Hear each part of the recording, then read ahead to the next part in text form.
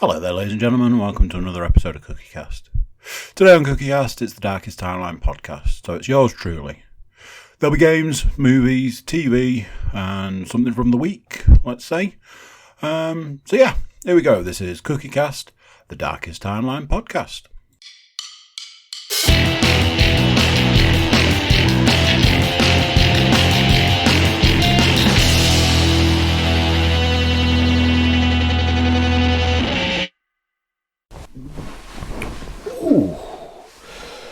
Right then, let's get cracking. Hello, it is I, Cookie, and you have joined me today on the Darkest Timeline podcast. You already know this because you saw the title and you listened to the intro, obviously. So yeah, it's one of those. It's a busy old time, busy week. I was just looking through the list, shared loads of stuff. I hate to break it to you, but there's a lot to talk about, and there's a lot to talk about those things. It's I would say strap in. Obviously, at this point in time, we're all hoping that I'm going to be able to get through this without a coughing fit. I've been doing a bit of coding over the weekend, and it was like, wow, just coughing fits left, right, and centre. You'll know this by now. Obviously, you'll also know by this point that there's the doozy one where I'm absolutely full of cold. I know I've got that code coming up. Good times. The beginning's going to be a little bit ranty, as it often is. It's just one of those things. But then it's going to be into the good stuff. To date, this podcast, we're the last week of November at this point in time. Obviously not when you're listening to it. You'll be listening to this in the new year. So this will have little relevance by then.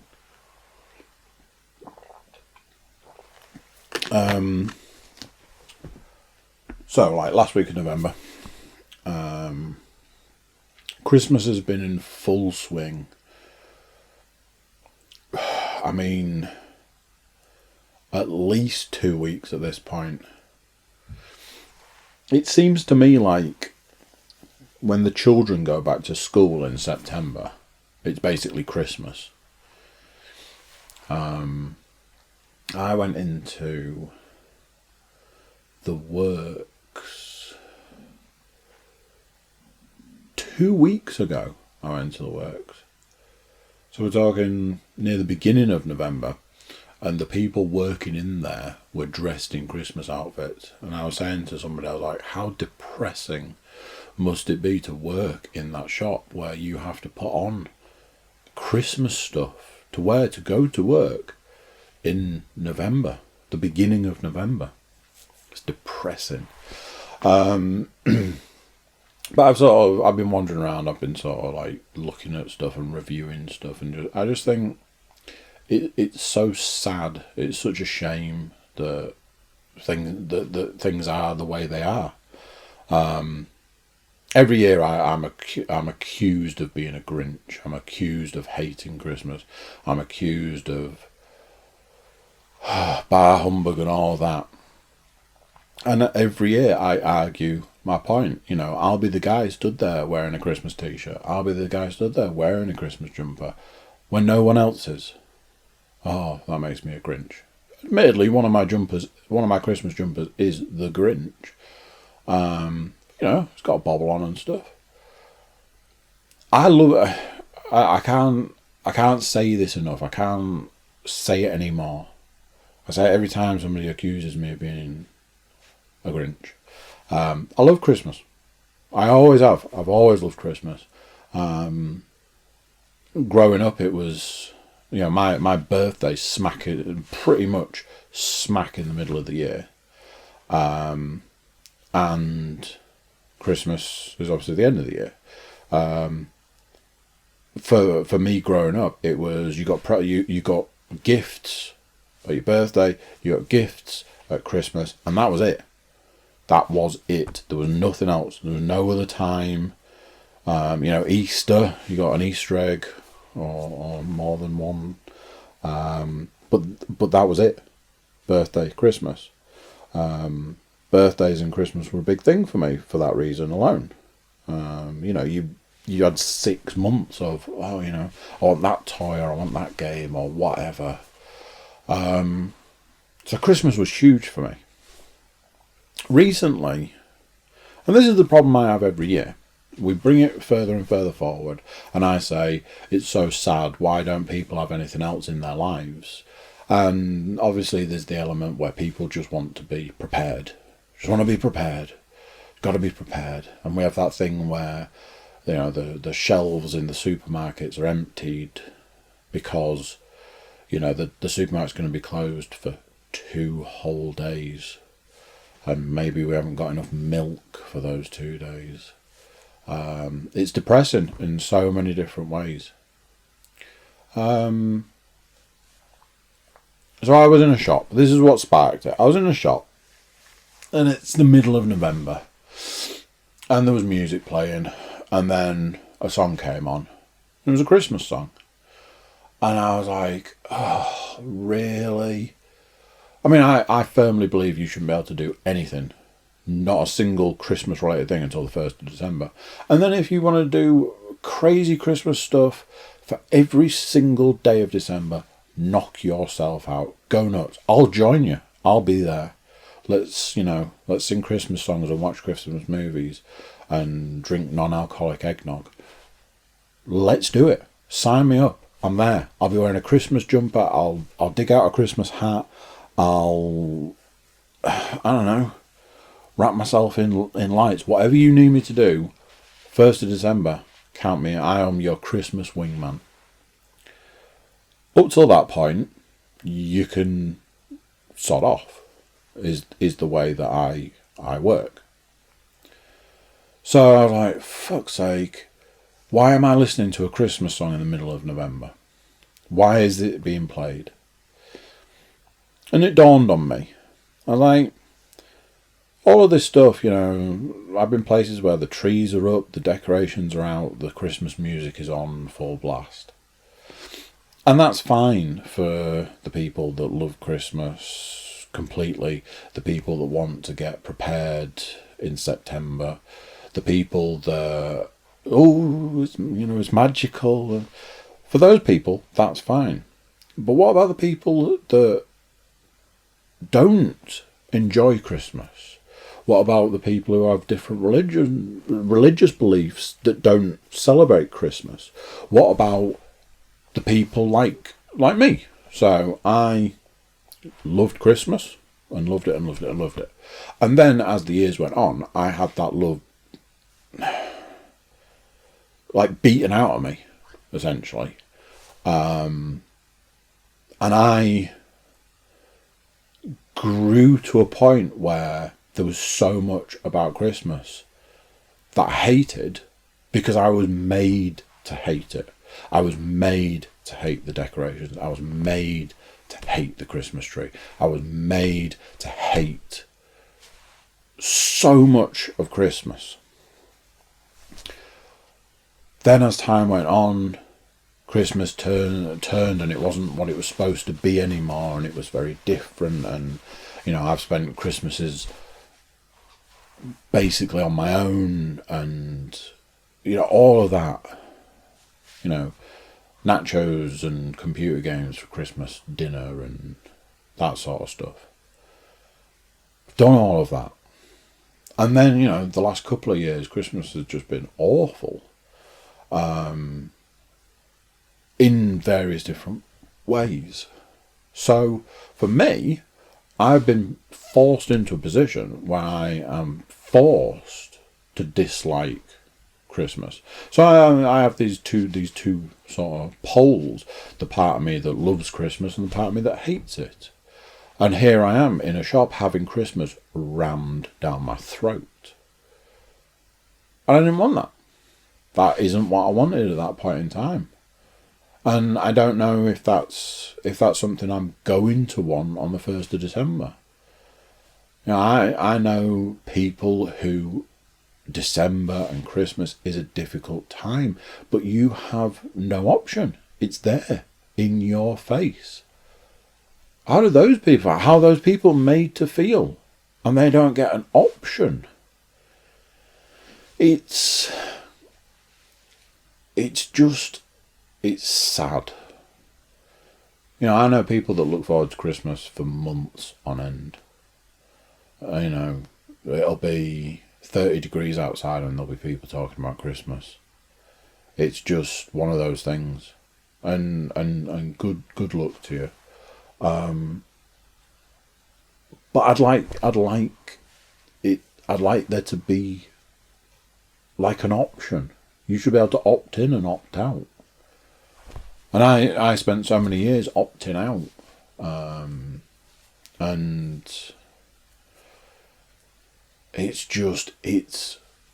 sad for so many reasons.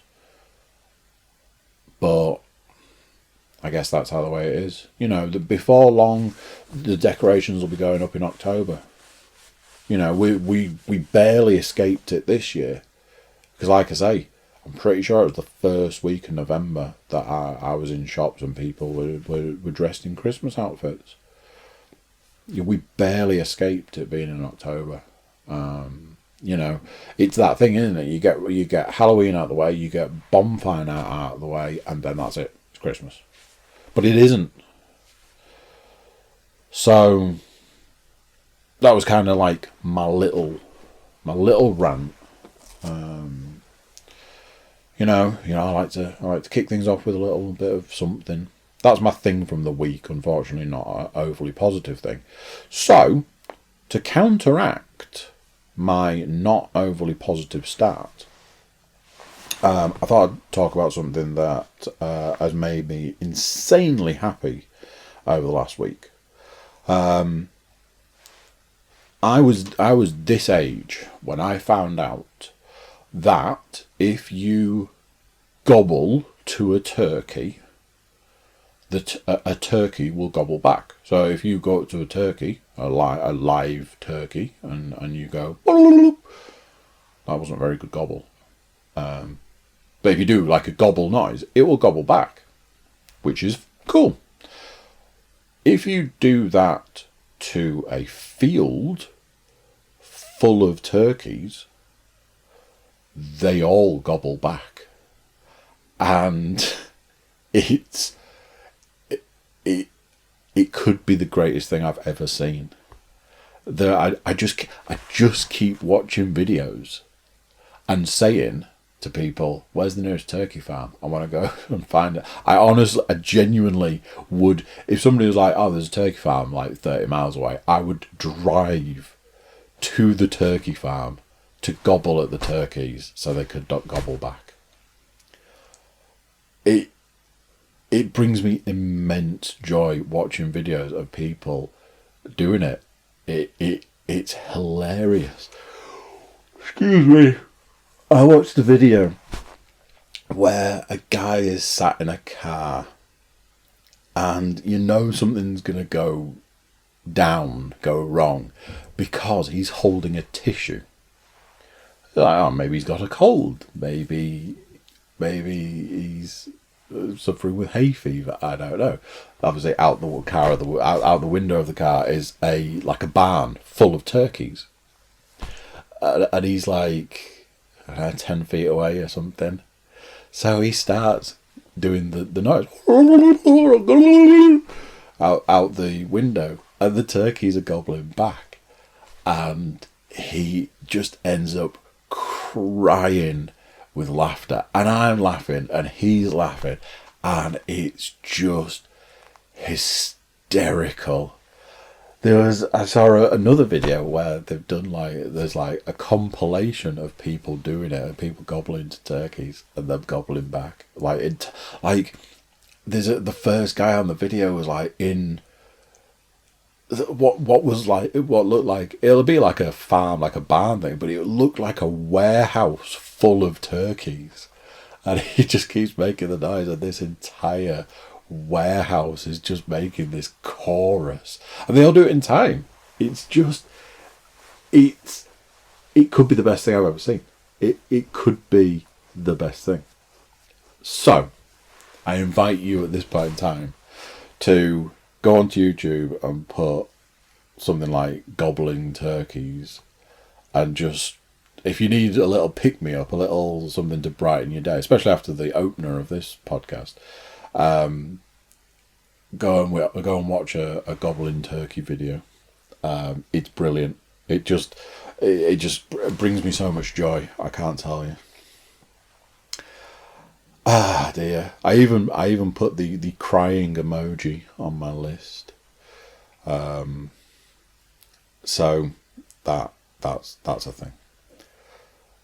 So yeah, that's kind of like stuff from the week. Like I was saying earlier, you're gonna want to strap yourselves in, kids. And my disclaimer at this point in time is, if you do not like TV shows, movies, computer games, I honestly don't know why you're here, because, you know, it's a big bulk of the podcast. Now's the time to turn off. There, that was your opportunity to turn off. Let's kick off. So, as I said last time, I was watching Ash vs. the Evil Dead Series 3. My TV viewing slowed right down between last week and now. However, what I can say is, today I made a concerted effort to get it finished, and did manage to do that. That series is now over.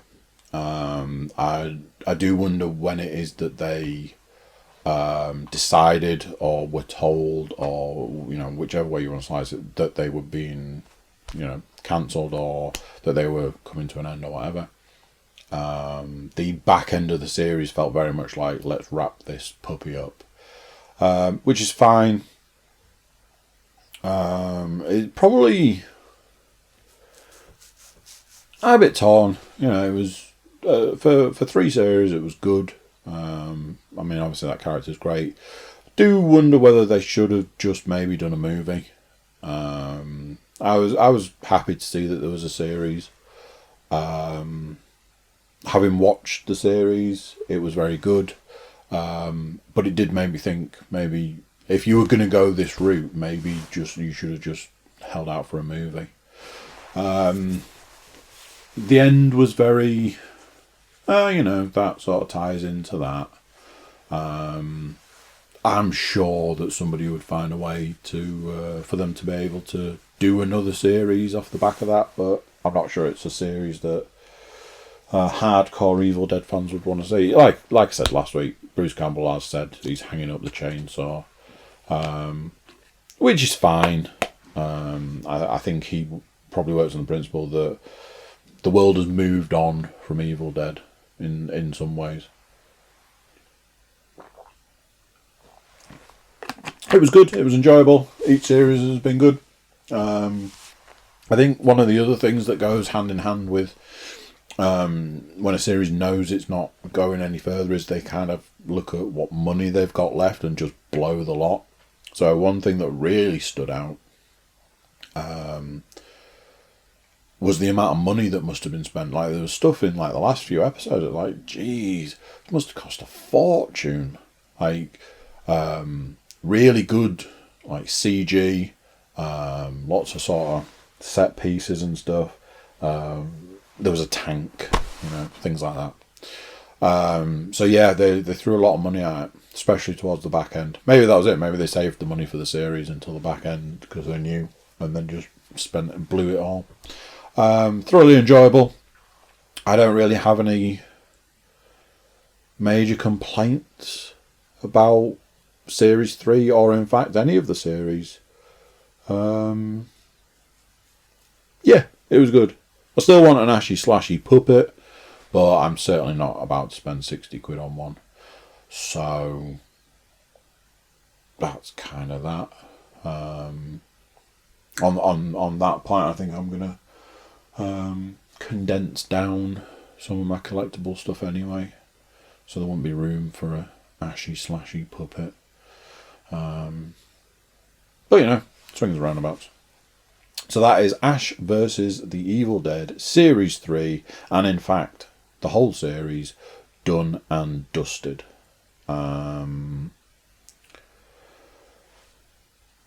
Yeah, I honestly don't know what I'm going to move on to. I think I coded a podcast the other day where I said that whatever I was watching at the time, when I finished it, I would start Breaking Bad again. I still haven't watched El Camino because I think there's that part of me that wants to watch Breaking Bad again.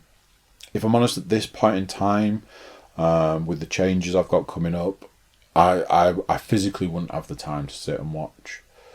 I think they're like hour-long episodes, Breaking Bad. I honestly don't know that I'd be able to find the time to do it. Don't know. I can't tell you what I'm going to watch. So I don't know. When I had the opportunity to watch them today, I put a game on for like 10 minutes or something. So yeah, I don't know what that might be. But I do know that there'll be something. No, I'm lying. I do know what I'm going to watch next. Yes. Final Space Series 2. I got an email saying it was on Netflix.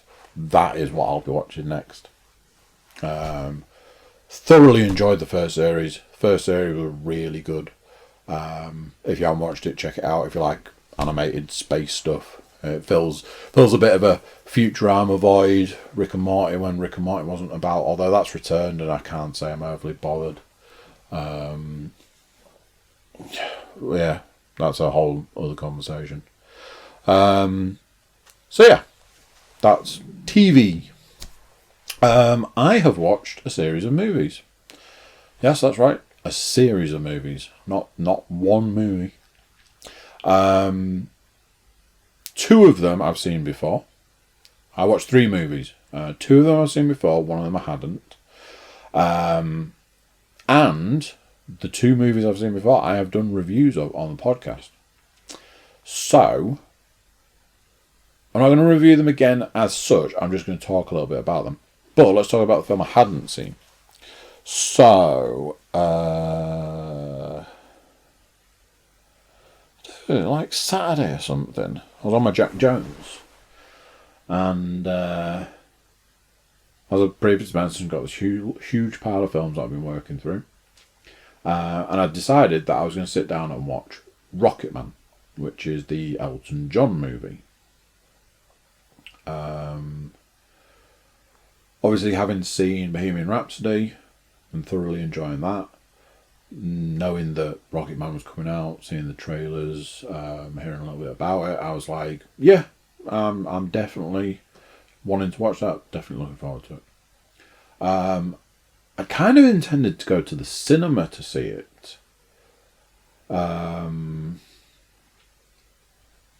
Which I didn't. And having watched it now, I'm kind of glad I didn't. Not because it was a bad film. I put it on and I started watching it. And I got 10 minutes into it. And I was like, yeah, I think I'm going to have to turn this off. Again, not because it was a bad film. Because the subject matter at the beginning of the film was a little bit too close to the bone for my liking. Or a little bit too close to home, maybe. He had an awful childhood in so many ways. And yeah, I was watching it like, don't think I can watch this. But I stuck with it and I carried on, and it sort of moved away from that fairly, as these things go. He was an age and he grew up. So can't say I'm a huge Elton John fan. I know some of his music. I know a bit more now because I've listened to a bit more and like this stuff in the film. I have this thing though, little known fact.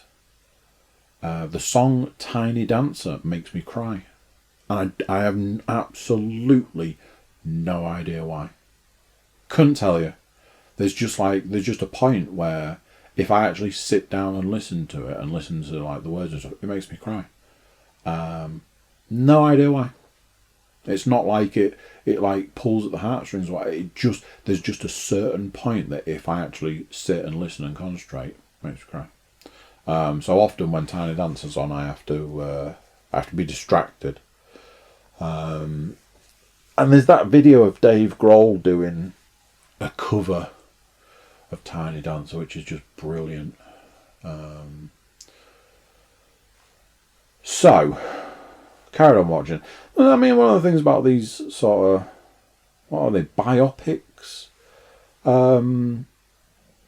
The people, the subject matters. These people, Freddie Mercury, obviously, with all the stuff that happened there, with the band, with him personally, his life, it's just heartbreaking. There are bits in that film that are just heartbreaking to watch. Same for Rocketman. There are big bits in that film that are just absolutely heartbreaking to watch. His family are awful, or were awful. I don't know if they're still around, but jeez. And then, as is almost always the case in these films, an issue with management. Jeez. The reason I'm glad I didn't see it at the cinema, if I'd have been watching the first 10 minutes at the cinema, I'd have had to make the decision whether to get up and walk out, which I don't think I've ever done in the cinema. However, I can tell you exactly which films I nearly walked out of. Traffic was a film I nearly walked out of. And Jackie Brown, I nearly walked out of that. So yeah, there's that. But the reason that I'm glad I didn't see it at the cinema was because I had to have a little cry at the end. And again, that's one of those things that, it was just there are certain subject matters in certain things that make me upset, that make me cry. I experienced it when watching Men in Black 3 recently, completely different film. I experienced it watching Rocketman. There's just certain subjects that upset me. They make me cry. So yeah, I had to have a little cry at the end. Super cathartic, obviously. Fantastic film, wonderful, as good as Bohemian Rhapsody. I mentioned it to Paul. I was like, "Oh my god, I watched this," and he was like, "Oh, I wanted to see that, but it had awful reviews." And I was like, "Did it? I thought it had really good reviews." My review is it's fantastic. If you like that sort of, that biopic, obviously it's something I have interest in. I watched, Straight Outta Compton, Bohemian Rhapsody, Rocketman, films that I thoroughly enjoy. So yeah, if it's your sort of thing, or if you want to know more about Elton John's life, or you saw a trailer and you thought you might like it, definitely give that film a watch. At the end of the day, it's like, 2 hours or 2 and a bit hours or something. I thoroughly enjoyed it, and I would recommend it, and I am recommending it to you. But as I was saying, not the only film that I have watched this week. I watched 2 other films.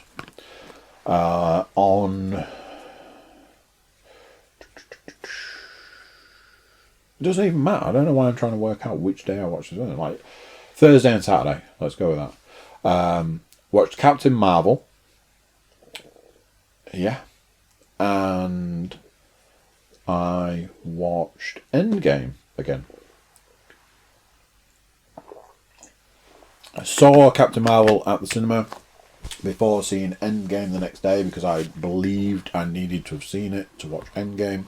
Obviously, I was mistaken. The only bit you need to have seen to watch Endgame is the after credits scene, because it's the only bit that actually ties in. Obviously, it's the introduction of Captain Marvel as a character. It is fine. It is okay. It's just fine as a film. The reason I wanted to mention it was, Leanna said to me after we watched it, she was like, well, I thought that film was fine. I was like, well, yeah, that's what I said. She was like, yeah, but the way you said it, you made me think it wasn't very good. And I was like, but I didn't say that. I said it was fine. She was like, yeah, but it's the way you say it. And that sort of made me think about the way I portray these things. You know, I'm telling you my review of something, and my review might have swayed your opinion, and then when you've watched something, you've gone, oh well, I didn't think that. But then, isn't that how reviews work? You review something. I've seen something recently about a game that's been reviewed, and as the reviewer gave it a poor score, and then the company's got like multiple other people to review it to try and get a cross section as a review, because other people thought that the score was unfair, and they think that the game's great. But yeah, it certainly made me think a little bit more about the way I review things. Which brings us on to Endgame. So, I've seen Endgame. I saw it at the cinema. Was super disappointed with it. I have seen it since then. I've seen it a couple of times since then. And I really just got bogged down in the multitude of plot holes that are in that film. There are so many plot holes. I got to the point where the film was like it was unwatchable for me, because I was like, I can't watch it because there are so many holes, there are so many issues with that film. Partway through, Liam was like, oh, I hate time travel. I was like, yeah, and why do you hate time travel? She's like, I can't understand it. Like, yeah, but why do you hate it? What other reasons do you hate it? She's like, because I don't get it. And I'm like, yeah, but why else? Well, I don't understand it. I was like, geez. I was like, yeah, but the problem that you've got with time travel is that they always do the same things. It's like, oh, this person comes in contact with that person, and I was like slagging off the time travel genre. When I knew that they were doing time travel for that film, I was like, nope, I'm 30% less interested already. So I had all this stuff about that film. You know, there's huge plot holes in it. I really feel that the writers and I really feel the people that made that film just didn't do their homework. And especially when they were like going back on their own rules and stuff, it made me angry. Shocker. However, I watched it with somebody who hasn't seen it, so they had no idea what it was about. They had no idea what was coming. They had no idea what the story was, to a degree. They had no idea, who did and didn't make it, what the outcome of certain storylines was going to be. All of that. We're quite a way down the line, so if they didn't know all of those things, that's unlikely, but, cool. So I found myself sitting down to watch it kind of with that mindset. The mindset of, I can't watch it in a lot of ways because of all the plot holes, so maybe I don't focus on that. Maybe I just watch it for a movie. Maybe I just watch it for what it is. A movie that's got superheroes in. And a culmination of 10 years of work. And so on and so forth. And I sat and I watched it and I enjoyed it. And I found sitting and watching it again with a different person, a person that hasn't seen it, and almost watching it through the other person's eyes in some way, I found enjoyment in a film that had previously made me quite angry, I suppose. So that was a really interesting experience, I would say. As it stands at this point in time, Endgame is Endgame. It's done and dusted. It's in the bag. I find it interesting that there are actors now who, 6 months ago were saying, I'm never doing it again. I'm hanging up the whatever. I'm done with that role. I've done it for 10 years. I'm not doing it anymore. And all of that. Those same actors 6 months down the line are like, well, I never said that I wouldn't do it. I haven't closed the door on that character. I mean, given the right script. Which the cynic in me goes, I think what you meant to say was, depending how many zeros I'm offered. But anyway, we'll see what comes down the line. At this point in time, the only one I've got left to watch of this phase is Spider-Man Far From Home. I have issues with it already. I mean, that's probably not a surprise to many people. Just because I know the backstory of certain characters. But I have said that this is going to be the last of the Marvel films that I, quote unquote, have to see. I think moving forward, I'll just pick and choose. I won't buy into the Marvel, like the next phase of Marvel, it's all you need to watch the TV show, which I'm not going to sign up for the subscription service. And then you need to watch all the films, of which there's going to be a bajillion. That's too much for me. I don't need all of that in my life. And I feel that this is a great point to take a step back, to sort of step away. And then I can just pick and choose. If a cool character comes up that I want to watch, then I'll watch that one. If somebody's like, oh, you have to have seen the 9 things that came before it, then I'll leave it. I think that's the way I'm going to go through the next phase of Marvel. So yeah, that's those are the movies I've watched in the last week. I'm hoping to keep the movie stuff going. Let's talk games. So I really don't know where to start with this, because I've got games that I've played to review. But there's more going on here than that. So how do I even start? So I told you I was playing Star Wars Jedi Fallen Order, is it? I'm terrible with names for stuff these days. I'm not going to look it up because I'm pretty sure that's the name of it. So I played it.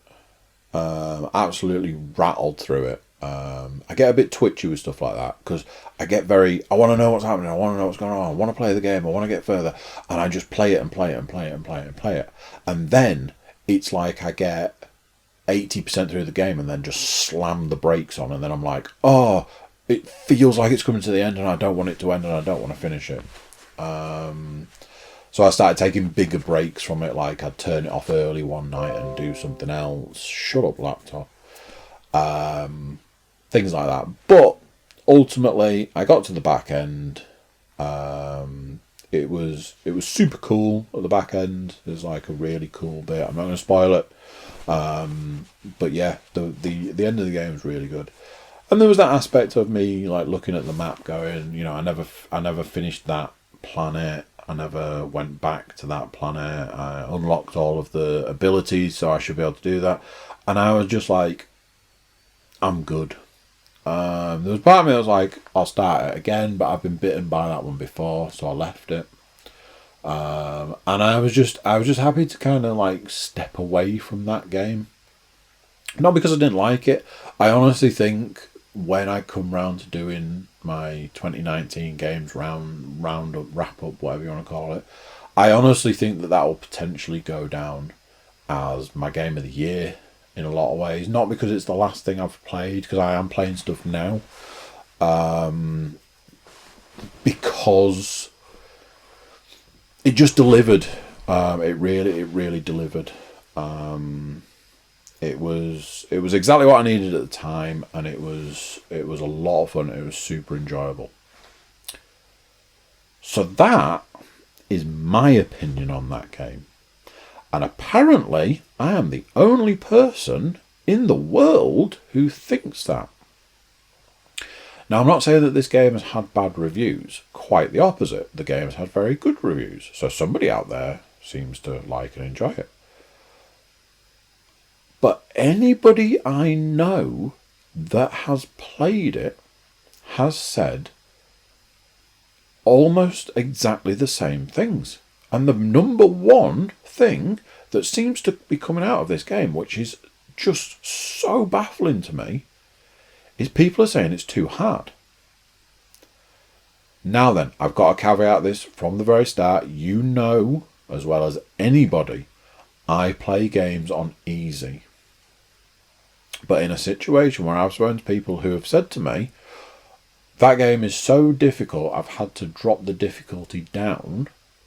So they were then playing it on easy, and then said, and I still can't do it. I'm like, what are you talking about? Now, I generally work on the principle that I've always played games on easy, and that's because I'm not very good at them.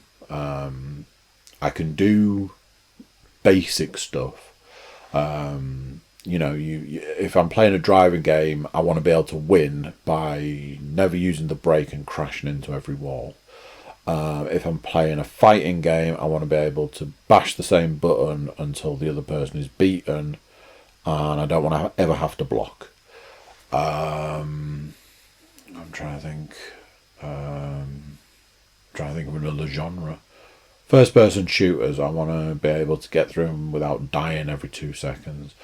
You know, this sort of stuff. It's a huge reason why I don't do multiplayer, because I'm terrible at games. So, if I went into a multiplayer arena, I'd just be dying every 2 seconds. And this has been proven by the very few times I have played multiplayer.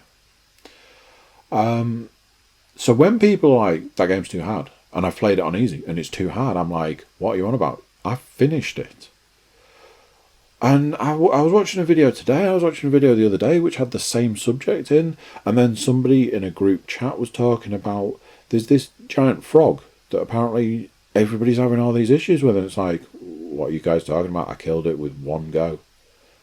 You kill it, you get the thing, you move on. Simple. I honestly don't know what's going on. There's a lot of people, I've seen all these different videos, like 10 things people hate about the game. If I'm honest, 10 things people hate, like 6 of them were so picky, I was just like, you've really forced this one.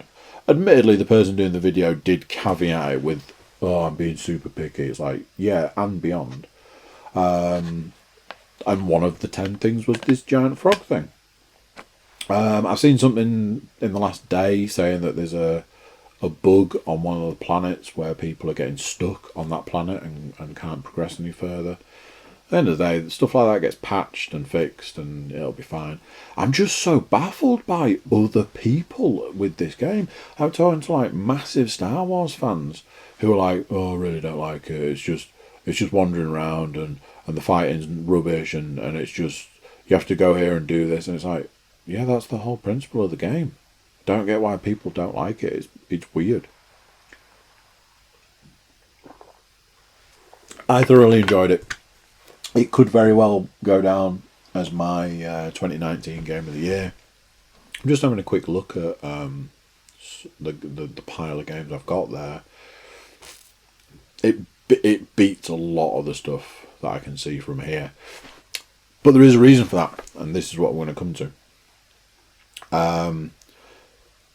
because I finished Star Wars, I was like, right, need to get on with a new game. Toot sweet. Absolutely could not afford a new game. So I was like, it's time to do the thing that I don't like to do, and it's time to take a load of games and trade them in. I think in the end I took about 8 games. I was buying 2 games for the princely sum of £110. For 2 games. I remember a time when 110 quid would get you like 4 games. Anyway, moving on. I took like 8 games or something. I'll see if I can remember some of them. Control, which we need to talk about. Borderlands 3. Ghost Recon Breakpoint. Jurassic Park Evolution. Jurassic World Evolution. The Division 2?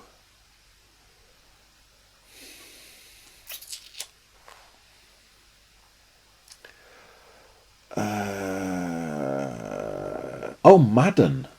Was it Madden 19? There was definitely something else. No, then it might have been Watch Dogs 2. So, we need to talk about some of those games. Breakpoint, I'd finished. Was not prepared to do all the side mission stuff because it was dull.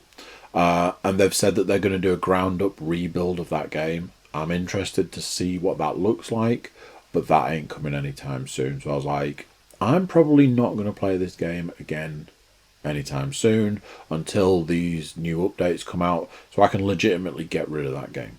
So that was that. Borderlands 3, I got up to what I believed at that time was the final boss and couldn't do it. I think I've been told that I actually wasn't the final boss. No matter what, I couldn't progress any further in that game, and I was very underwhelmed by it, so that could go. Madden is last year's version of Madden, so that could go. Watch Dogs 2 is just, I mean, I've already done a review of that game, so no surprises, that's gone.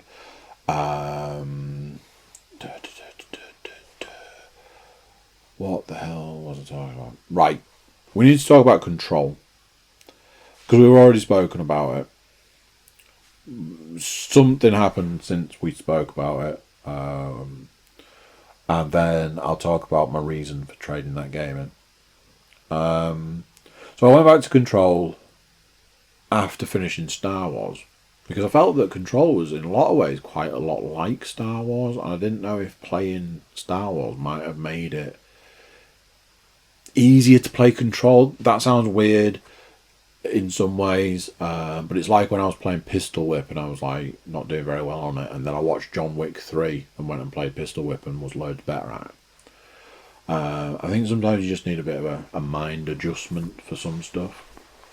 Went back to Control. There was a mission I had where I had to fight this giant monster, so I went to do that. I died several times previously. I think I had 2 goes. I managed to kill the monster. Found it a lot easier for some reason. I was like, cool. The thing that annoyed me about that was I didn't get anything for it. I got some upgrade points which I used to upgrade my character, but didn't make a huge amount of difference. I went and did another side mission. Again, didn't get anything for it, just got a few upgrade points, which I used. So I was like, right, I am X% stronger than when I was the last time I tried the mission I was stuck on. Let's see if I can do it. So I went and I tried to do the mission, and I got so far, and right at the beginning of the mission, got killed. I was like, okay, not a great start. It felt like that was more me, I'd done it wrong.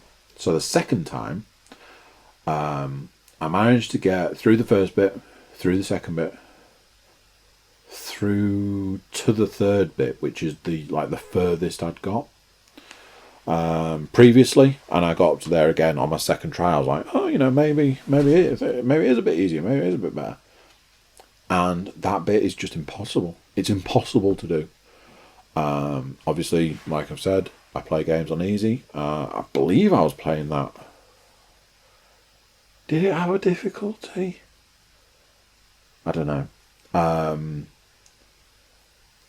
But it's that section of that game is impossible to do.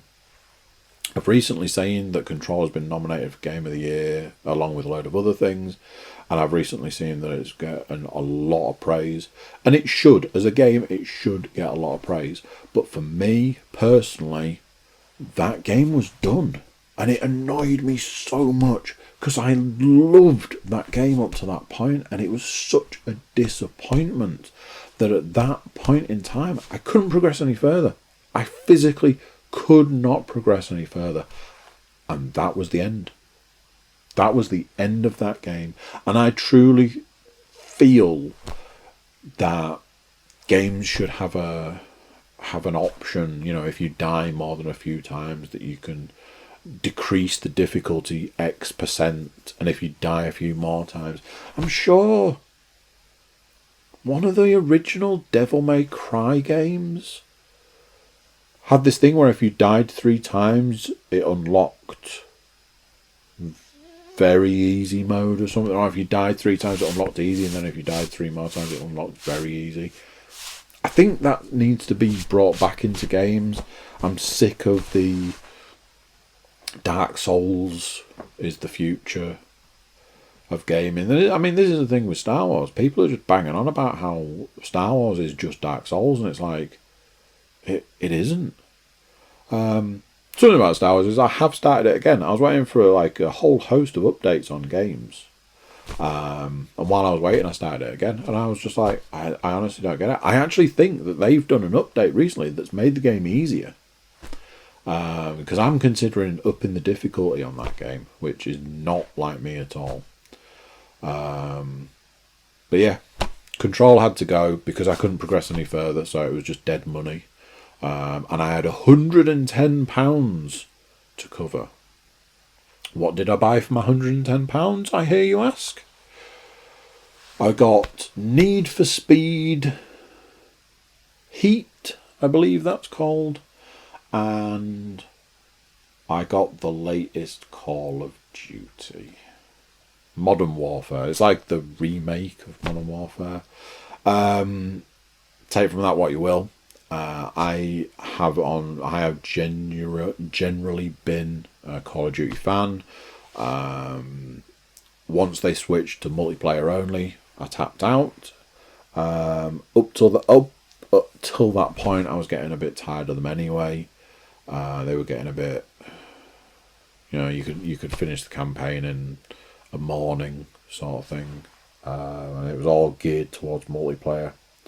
Obviously, with this one, they'd done a remake, a reboot, whatever the hell they're called, and they'd announced, the campaign's a full-blown campaign. We're bringing campaign back, and we're bringing back not only Captain Price, who's obviously the best character from Call of Duty franchise, we're bringing back a good, long, meaty campaign. Can't give you a full review because I haven't finished it, but I can give you a half review. So far, it's really 50-50 for me, this game. It's very much, it goes from, why the hell am I playing this mission? What is it? It feels like it's got like a political agenda. Why are you making me play this? Why am I doing this? Why? I don't want to do this. It's boring to me. There are just every other mission. I'm like, I really don't want to do this. Something that I feel like I need to get off my chest. The AK-47 is a gun that I hate. I know it's the single most popular assault rifle in the world, and I can't think who, but there's some kind of guerrilla faction or something used the AK-47 as a symbol. Don't know, don't quote me. Just various bits of information that I have in my head about that gun. It will work in the worst conditions in the world, so on and so forth. As a gun, I hate it. I hate it with a passion. It's just it's probably my most least favourite gun. Don't think that's good grammar. And there are missions in Call of Duty that it gives you the AK-47 as your only option, and I'm like, I hate this gun. It's things like that. Some of the missions I hate. On the flip side, they've done some missions in this game that are really good. They do these. I've had a couple so far where it's like you do a house clearance, like big, like multi-storied house, and you use night vision and you go floor by floor, clearing the rooms, taking people out. Often there's a situation where you have to work out whether a civilian's gonna try and kill you or not, sort of thing.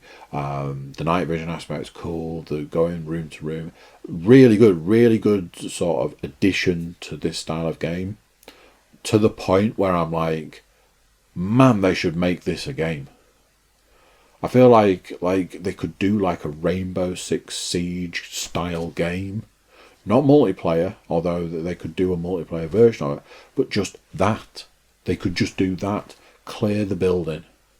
You're a SWAT team, given X number of conditions, it's dark, or it's going to be dark at various points. Clear the building. That would be a super cool game.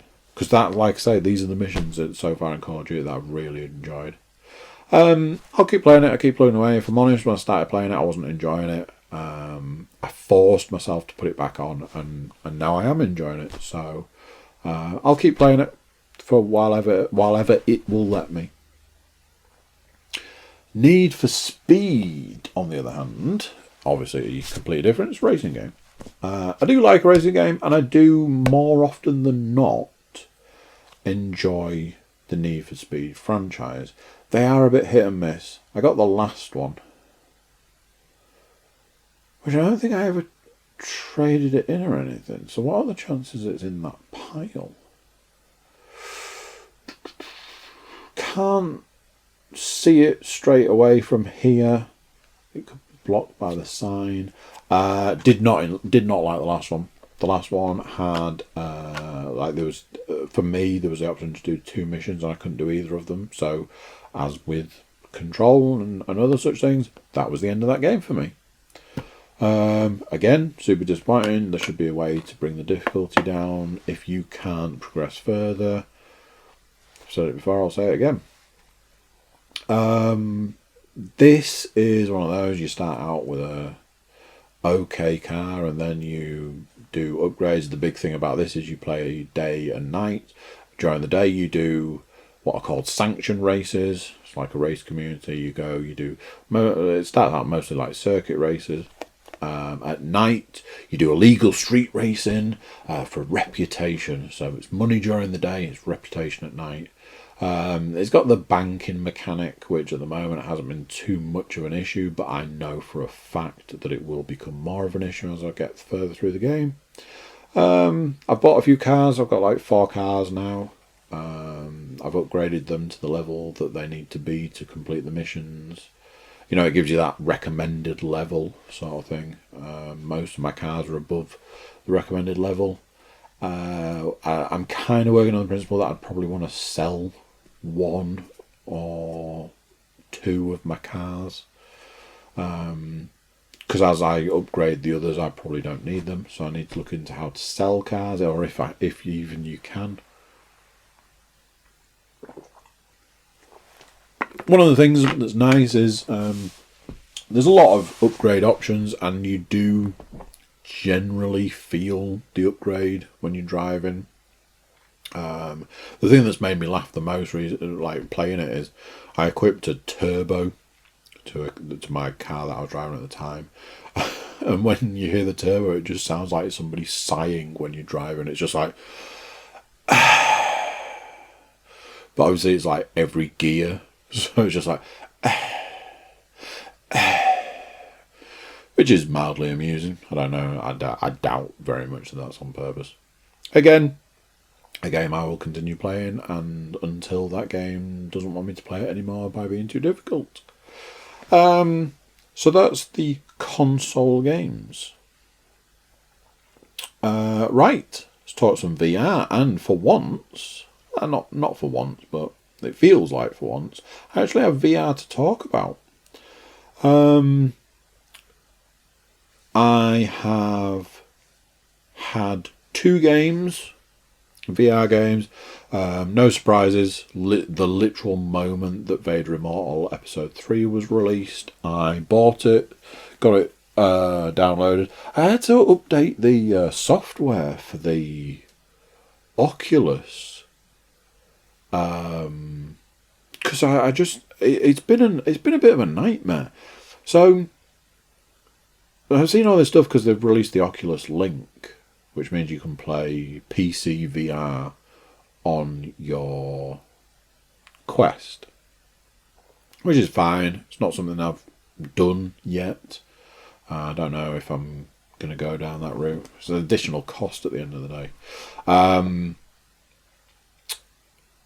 But everything I saw said that it should have been on firmware 11, software 11.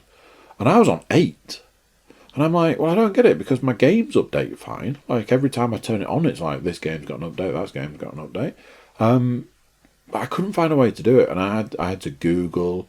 I asked Luke. He Googled. We've generally found the same stuff. Last Thursday, I went swimming, and one of the things it said to do was to just literally leave it turned on a flat surface, plugged in.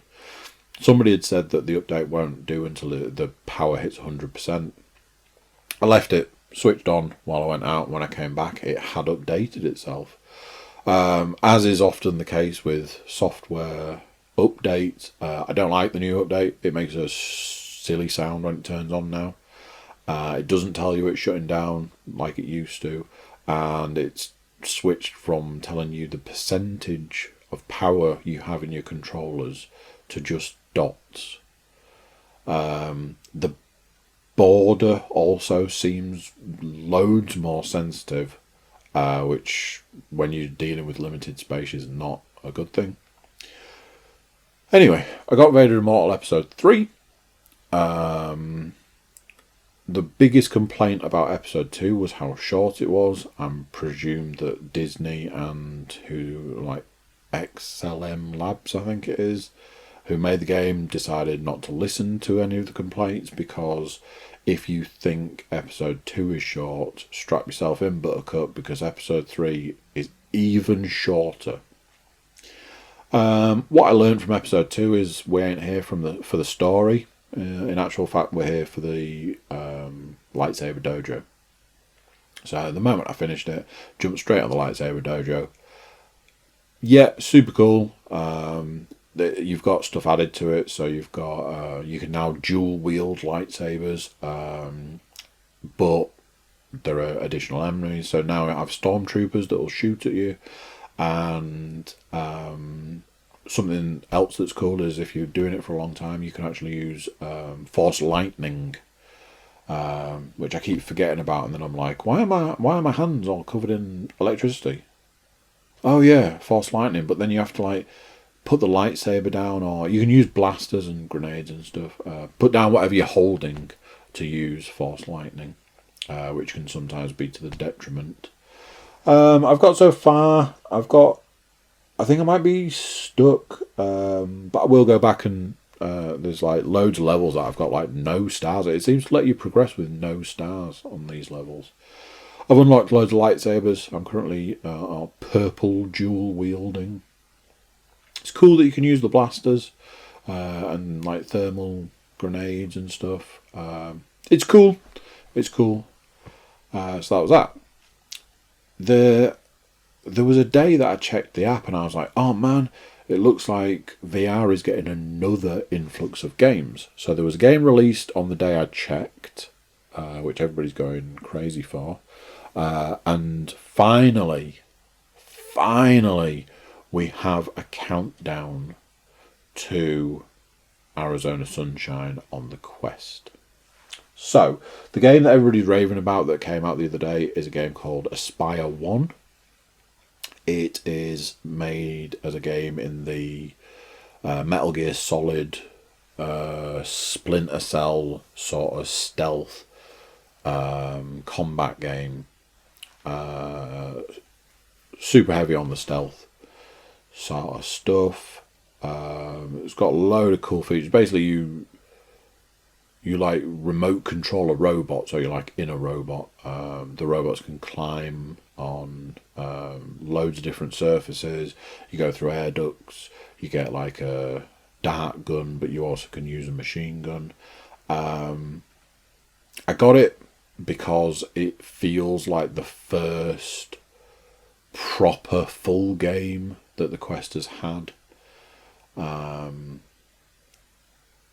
Even things like Robo Recall, you just get missions to do, whereas this is like one full fluid game. I've played like an hour of it. I got a bit stuck at one point because it was telling me to press a button that, as far as I could see, I didn't have. Spent 10 minutes trying to do that. Was properly like, what do you want from me? And then in the process of trying to quit the game, because I was like, I'm going to have to look this up online sort of thing. In the process of trying to quit the game, ended up pressing the button that it was wanting me to press. I was like, wow, you couldn't have been more vague on that one. It's cool. I'm definitely going to go back to it. Definitely going to play more. Again, another one of those for however long it'll let me. That seems to be the theme of the podcast today. It was a little bit more expensive than a lot of games, but like I say, it is a full game, so I'm hoping that there's money there. If I'm honest, not been going super stealth in it. I've been a bit more, I'll just like trank this guy and trank that guy and trank the other guy rather than not, I suppose. One of the features that's super cool is it uses the microphone that's built into the Quest.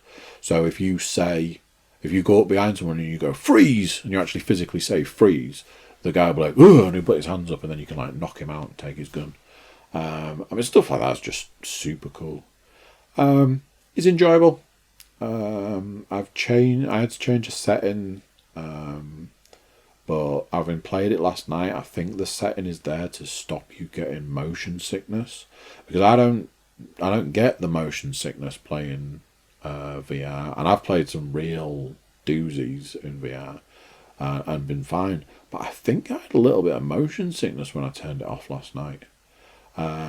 So I'll see when I play it again later and just see whether I might need to put that vision mode back.